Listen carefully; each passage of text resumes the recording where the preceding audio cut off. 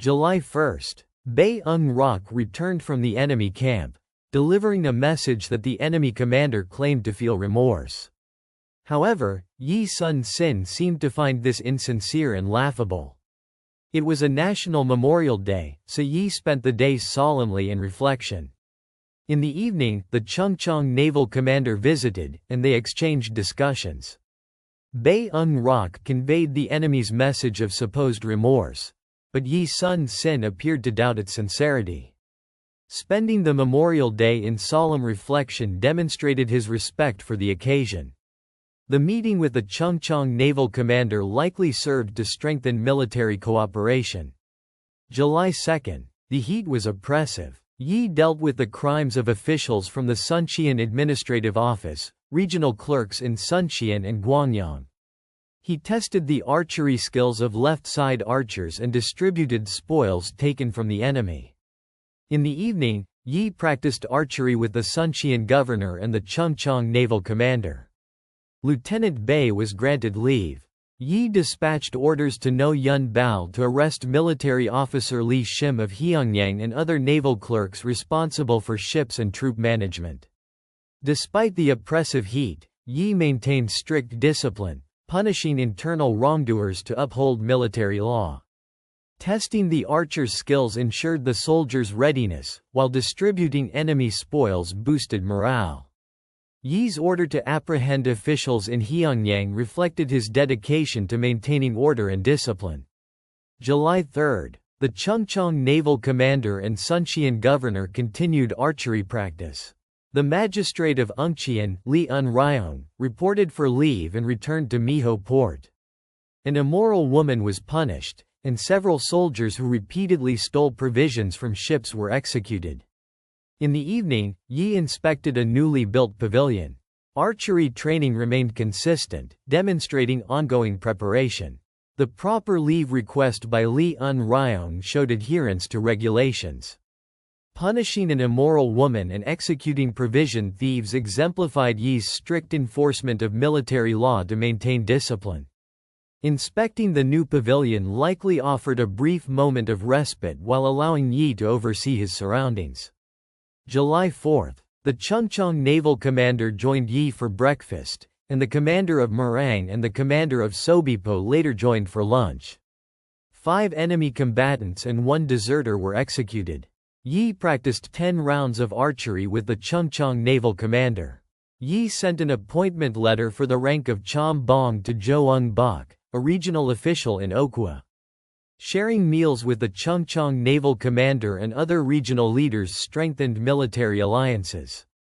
Executing enemy combatants and deserters reinforced discipline and conveyed a resolute stance against threats. Archery training and the appointment of officials demonstrated Yi's dual focus on military strength and administrative organization. Annotation. Based on the entries from early July, Admiral Yi Sun-sin diligently maintained military discipline and managed the war effort despite the oppressive summer heat. He continued to practice archery with military leaders such as the Chungcheong naval commander and the Suncheon governor, strengthening military readiness. He also tested the archery skills of the left-side archers, emphasizing rigorous training. Admiral Yi strictly enforced military law and discipline. Soldiers who stole provisions and a woman engaged in immoral behavior were executed to uphold order. Additionally, 5 enemy combatants and 1 deserter were executed, reflecting his commitment to maintaining discipline during wartime. He oversaw the distribution of captured goods and issued orders to summon officials such as the military officer in Heongyang and those responsible for managing naval vessels and troops, ensuring administrative efficiency.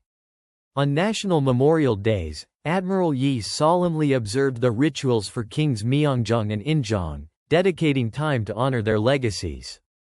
In the evenings, he engaged in discussions with the Chungcheong naval commander, fostering strategic cooperation.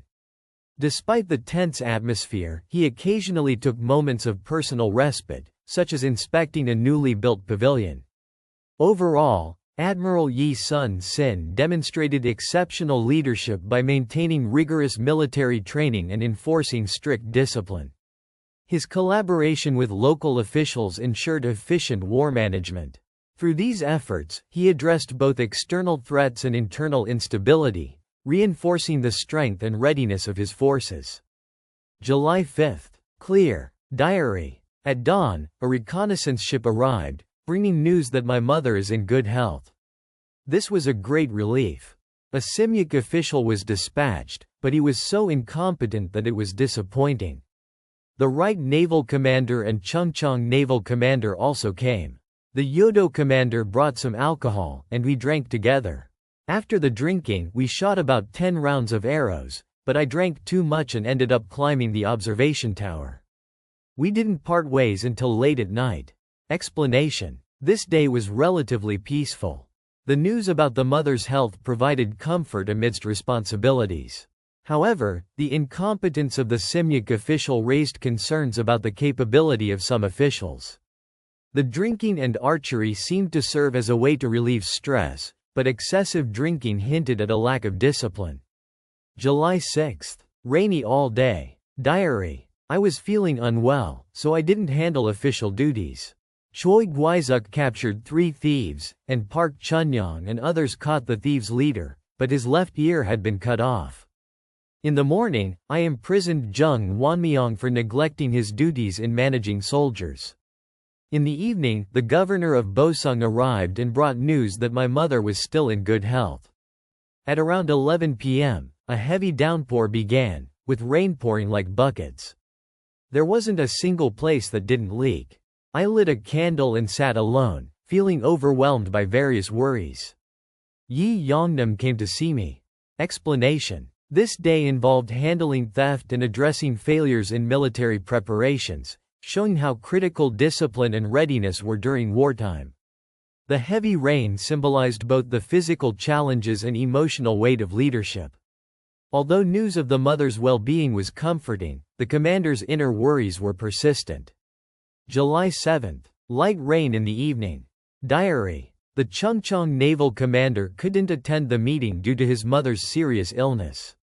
The right naval commander practiced archery with commanders from Suncheon, Sado, Garipo, Balpo, and Nakdo. Yi Yongnam reported that he was heading to Ganyang to oversee the preparation of ships.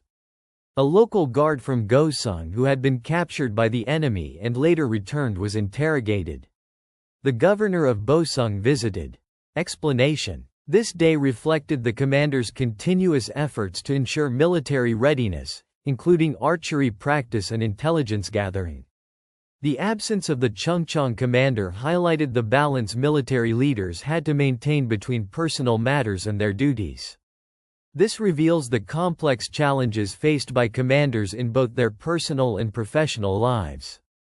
Annotations. Admiral Yi received comforting news about his mother's health, which provided a brief respite in the midst of his heavy responsibilities. However, he expressed frustration with the incompetence of certain officials, like the dispatched Simyuk officer, whose inefficiency highlighted broader administrative issues. This lack of effective personnel could pose challenges to maintaining operational readiness. Despite his personal concerns and poor health, Admiral Yi remained committed to maintaining discipline among his troops. He punished individuals like Jung Wonmyong for failing to properly manage the soldiers, ensuring that the military remained prepared. He also oversaw archery training sessions with regional commanders, including those from Suncheon, Sado, Garipo, Balpo, and Nakdo.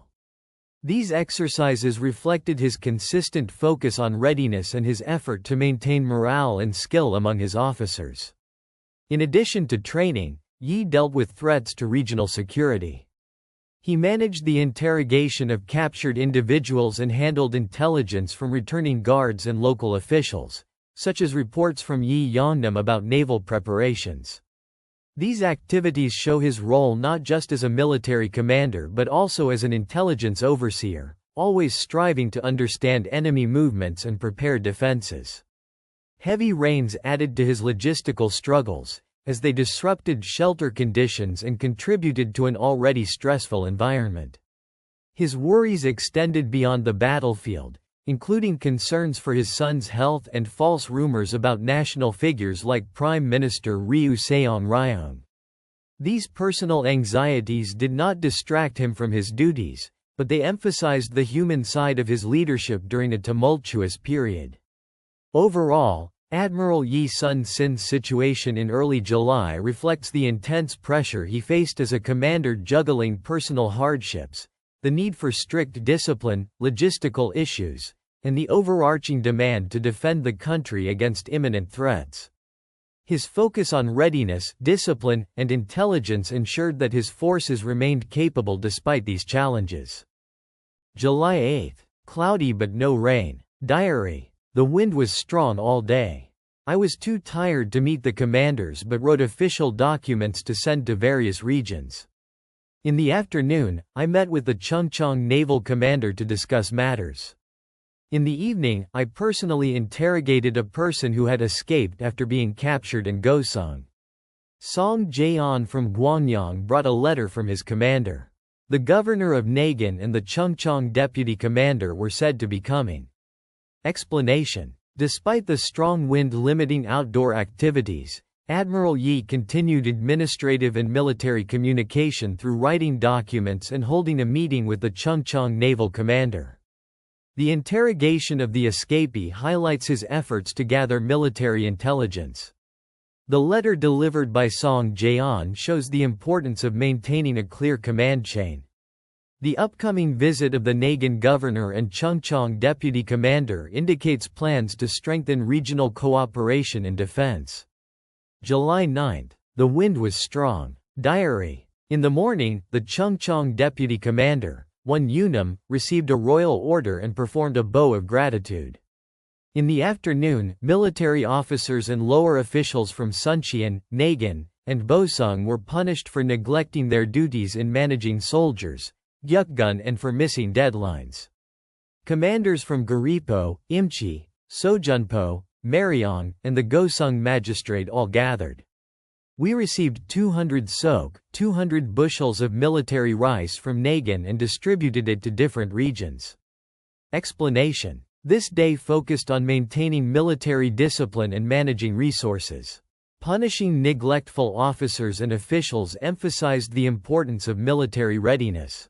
The gathering of commanders and local officials shows efforts to coordinate and strengthen the regional defense system.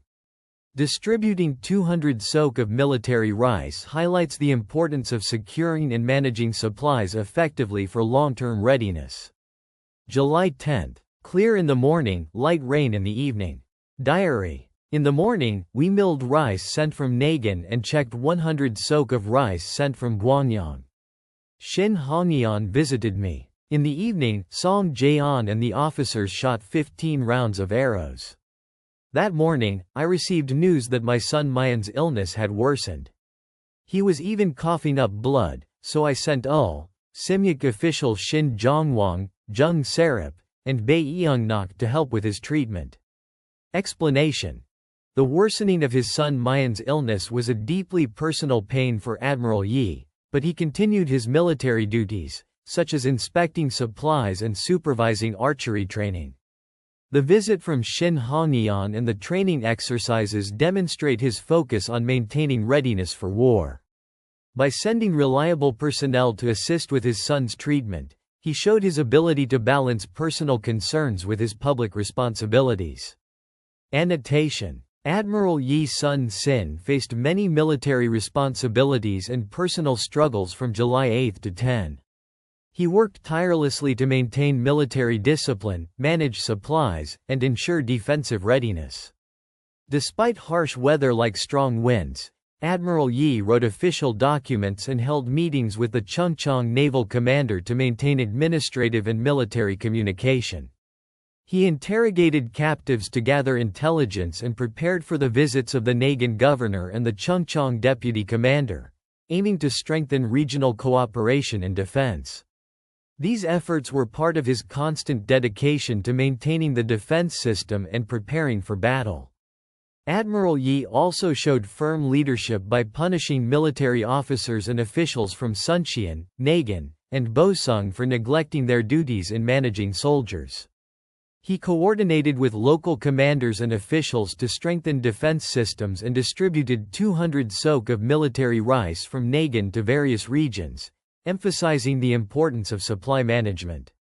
On a personal level, news of his son Mayan's worsening illness and reports of him coughing up blood deeply shocked Admiral Yi. Yet, he sent trusted officials and medical experts to help treat his son. Despite this personal pain, he continued his duties by inspecting military supplies from Gwangyang and supervising archery training to maintain soldier morale. This period highlights Admiral Yi's commitment to national defense even during times of bad weather, limited resources, and personal hardship. His leadership is a testament to his ability to balance personal struggles with military responsibilities and his unwavering dedication to preparing for war and protecting the nation. July 11. Rainy weather. Diary. The wind blew strongly all day and didn't stop. I worried about Ul's difficult journey and my son Mayan's worsening illness. I personally wrote and revised official reports. A letter from the Gyeongsang military commander, Seo Seong, said that Naval Commander 1 had expressed many complaints. In the afternoon, I had the officers practice archery, and Bonghek joined them. Yun Ianchim came to inspect the troops, so I gave him lunch and sent him back. In the evening, the rain and wind became severe and continued all night. The Chungcheong Naval Commander came to discuss matters with me. Explanation. This day was marked by heavy rain and wind, making outdoor activities difficult. Admiral Yi struggled with personal concerns, including worries about Ul's journey and his son Mayan's worsening health. Despite this, he stayed focused on his duties, revising reports and ordering archery practice for the troops to maintain readiness. Yun Ianchim's inspection and the discussion with the Chungcheong Naval Commander show his continued efforts to oversee and coordinate military activities, even during difficult weather conditions. July 12. Clear weather. Diary. In the morning, the Seo-jun Naval Commander came and reported that he had made 54 arrows, which he presented to me. I wrote official letters and distributed them to various regions. The Chungcheong Naval Commander, along with commanders from Suncheon, Sado, and Balpo, practiced archery with me. In the evening, a reconnaissance ship arrived, bringing news of my mother's good health. However, it also reported that my son Mayan's condition had worsened, which greatly distressed me. I heard a rumor that Prime Minister Ryu Seong-ryong had passed away, but I believed it to be false, spread by those who disliked him.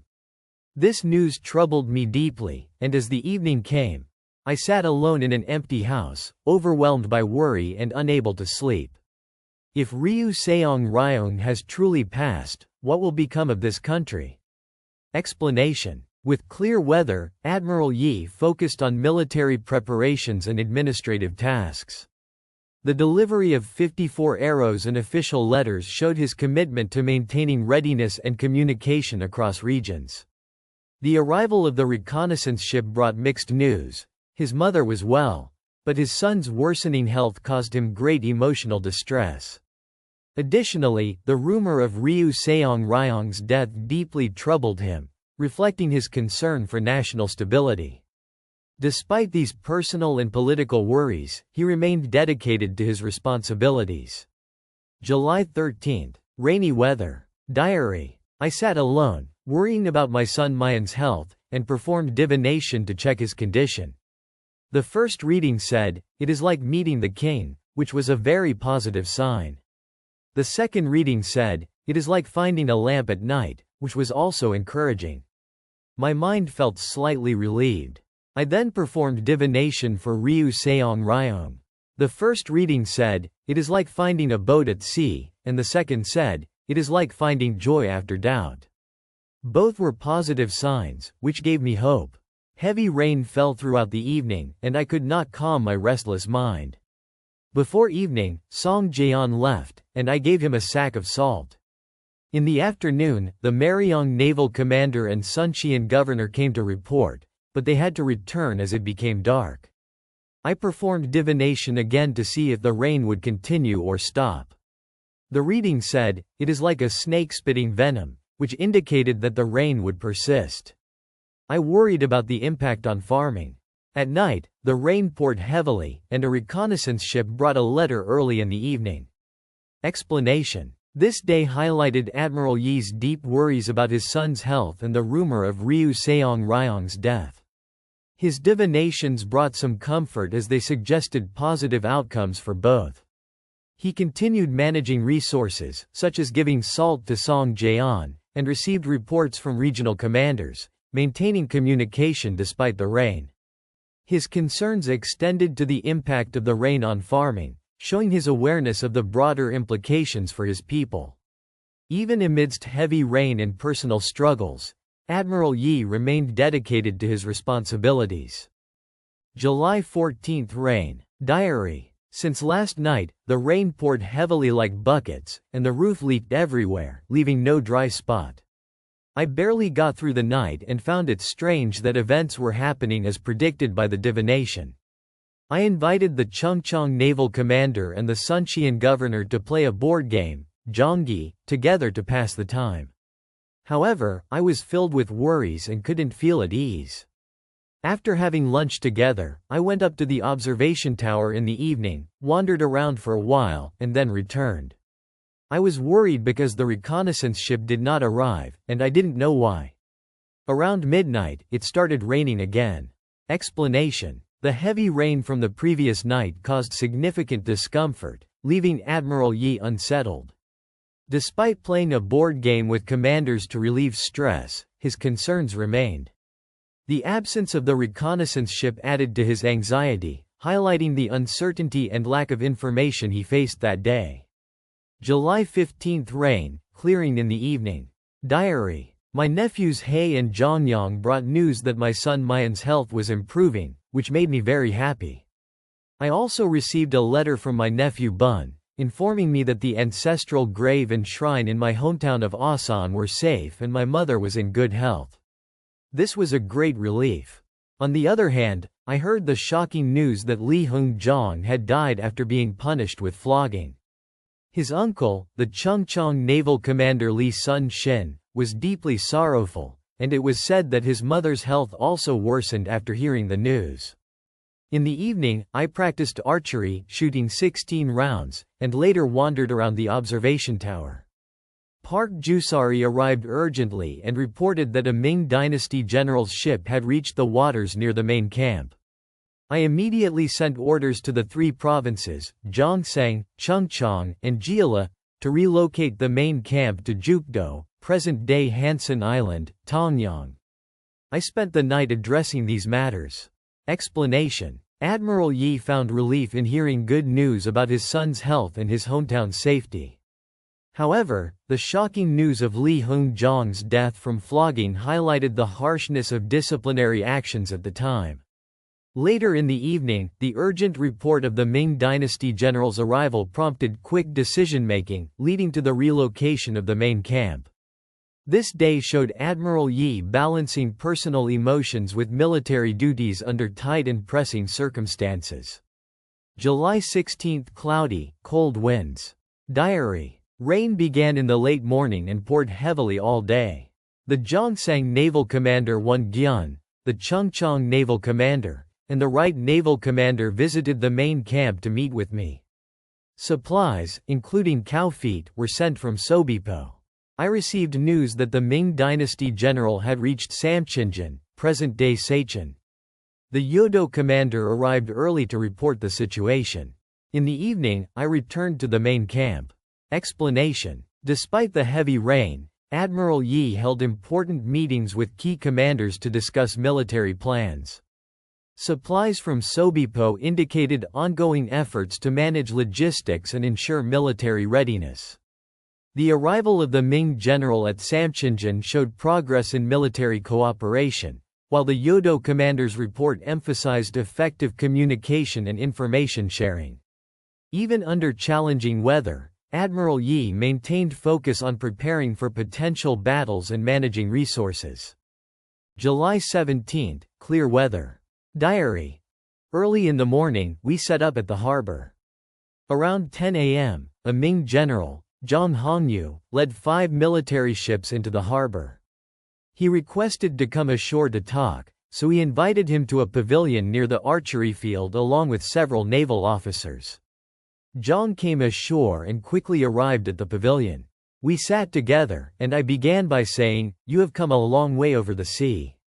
Thank you for your hard work." Zhang replied, "Last July, I sailed from Zhejiang and arrived in Liaodong.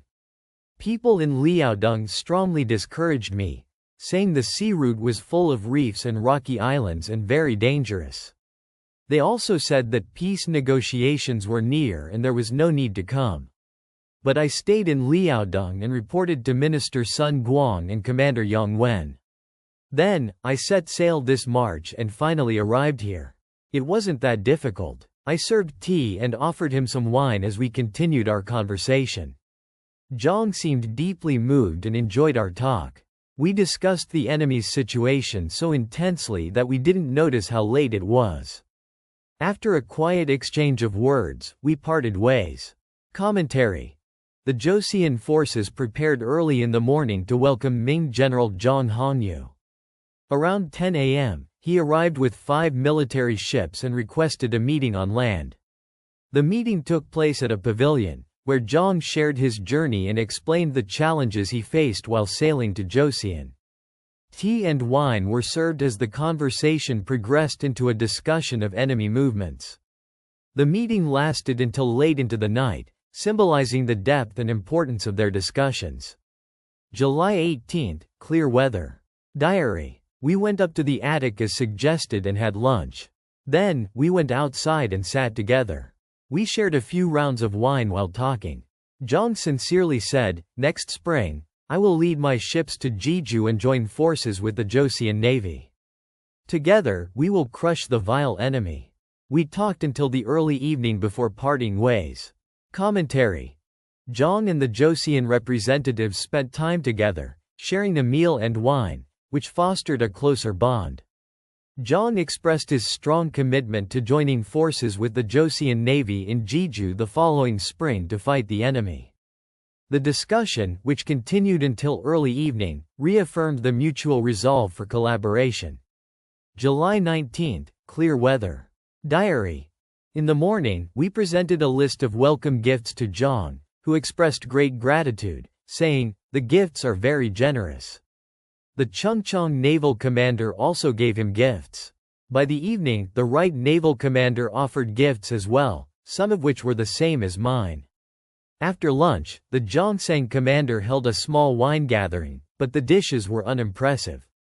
I asked Zhang about his courtesy name and pseudonym. He wrote down that his courtesy name is Zhongwen, and his pseudonym is Shou Xuan. At night, we lit candles and continued our conversation. Afterward, we parted ways. Since it seemed like heavy rain was coming, Zhang returned to his ship to rest. Commentary. Joseon officials presented welcome gifts to Zhang Hongyu, who appreciated the thoughtful gesture.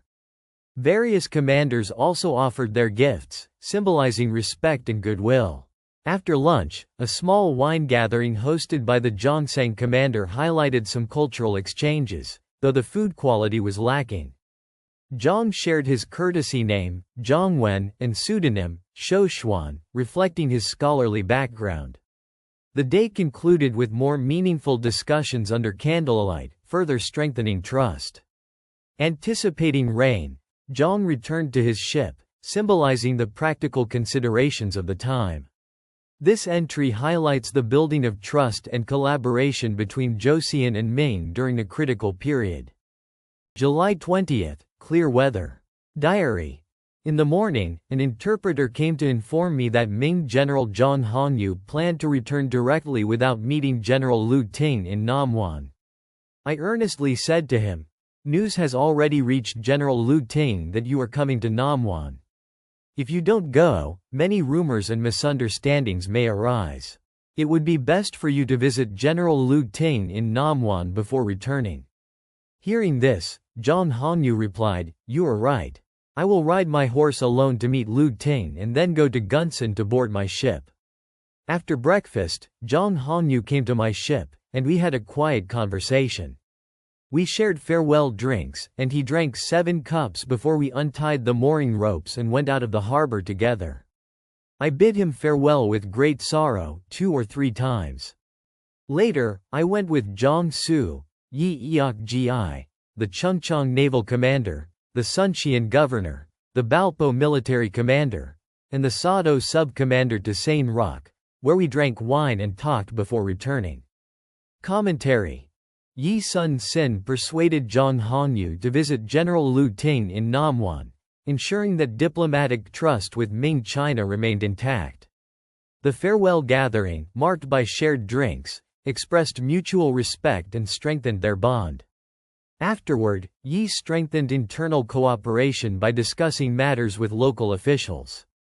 This demonstrates a balanced approach between diplomatic courtesy and military collaboration. July 21, clear weather. Diary. In the morning, I wrote a report for the commander detailing the conversation with the Ming general. In the evening, the Ma Ryang sub-commander and Sobi Po sub-commander visited me. The Balpo military commander came to report on the deployment of ambush troops and left. While I was at the observation tower, the Suncheon governor visited, and we talked. By the afternoon, a grain ship from Heongyang finally arrived, but it was delayed. I punished the clerks and shipowners responsible by severely striking the soles of their feet. Later, the Sobi Po sub-commander reported, Naval Commander Won Gyun flogged me with 30 lashes for failing to meet a deadline. This was a very unusual and troubling matter. In the evening, the right naval commander borrowed 20 bags of grain. Commentary. Yi Sun-sin demonstrated responsibility by promptly reporting the details of his conversation with the Ming general to his superior.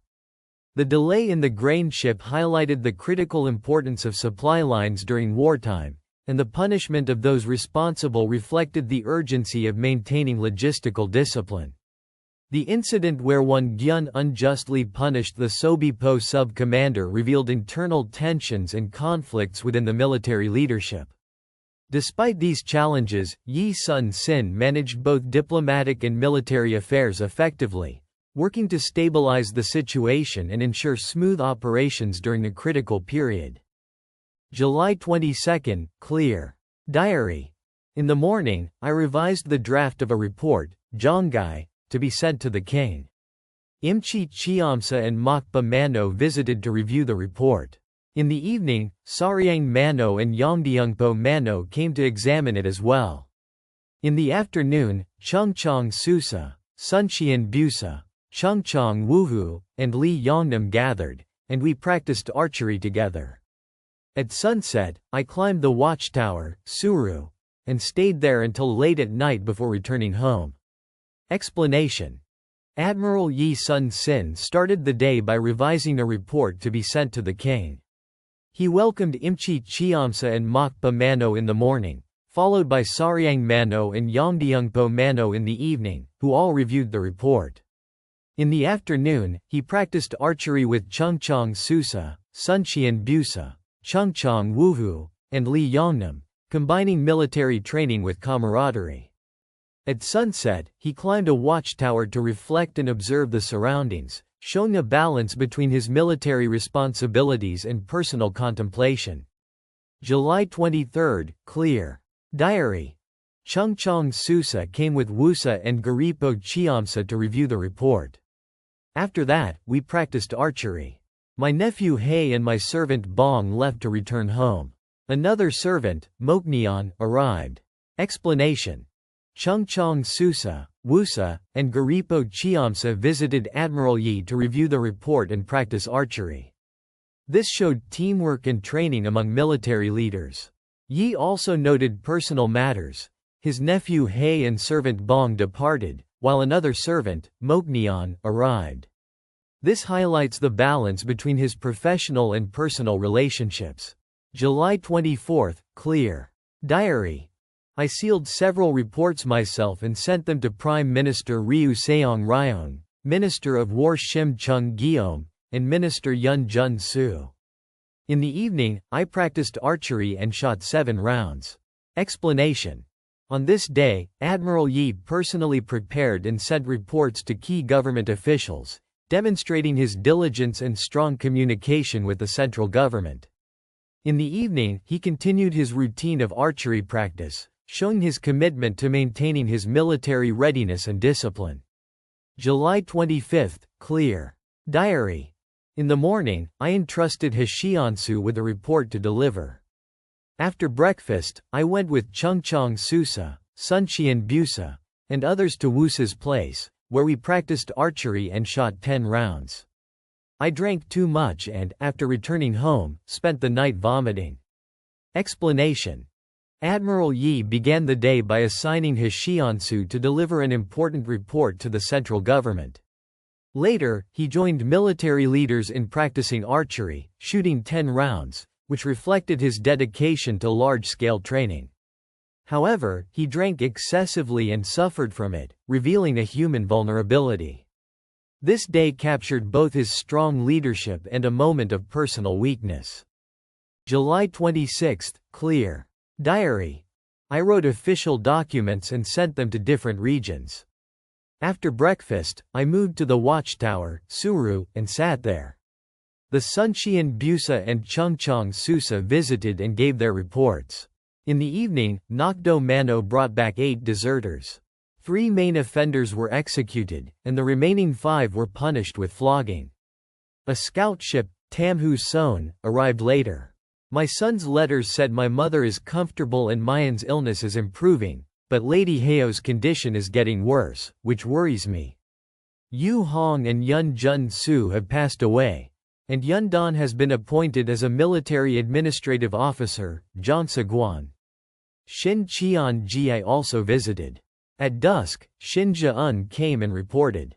Ro Yun Bao brought in tax officials and supervisors from Hyungyang who were arrested.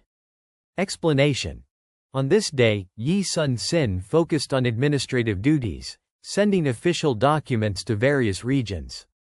He discussed matters with Sunxian Busa and Chungcheong Susa at the watchtower. In the evening, discipline was maintained by punishing deserters. The arrival of letters brought mixed news. Relief about his mother's health but concern over Lady Heo's worsening illness. Yi also received updates on government changes and continued his leadership by addressing military and administrative issues. July 27, cloudy and windy. Diary. In my dream, I loosened my hair and wept. They say this is a good omen. I practiced archery with Chungcheong Susa and Sunxian Busa on the watchtower.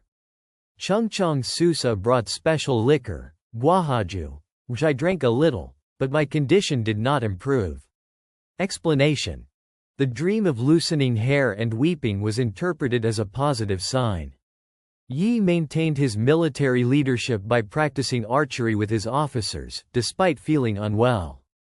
This shows his commitment to his responsibilities, even when his health was not at its best. July 28, clear. Diary. I judged and punished the crimes of the tax officials from Hyungyang. Shin Ja-un received his appointment as a junior official, Jubu, and left after greeting me. In the evening, I supervised the plastering of walls at the watchtower. A monk soldier, Yuanung, took charge of the work. I returned to my quarters at dusk. Explanation. On this day, Yi Sun-sin enforced justice by punishing the tax officials. He also ensured the maintenance of military facilities by supervising repairs to the watchtower. The involvement of Yuanung, a monk soldier, highlights collaboration between the military and civilians. This day reflects Yi's focus on readiness and discipline. July 29, light rain all day. Diary. It rained lightly all day, but there was no wind. I watched Sunxian Busa and Chungcheong Susa play Go. I felt very unwell. Nak and Gusu also visited, and we spent some time together. I groaned in pain throughout the night and greeted the morning with great difficulty. Explanation. Feeling unwell, Yi Sun-sin had a quieter day, observing others play Go and talking with Nak and Gusu. Despite his health struggles, his sense of duty remained evident as he stayed engaged in conversations and activities with his officers.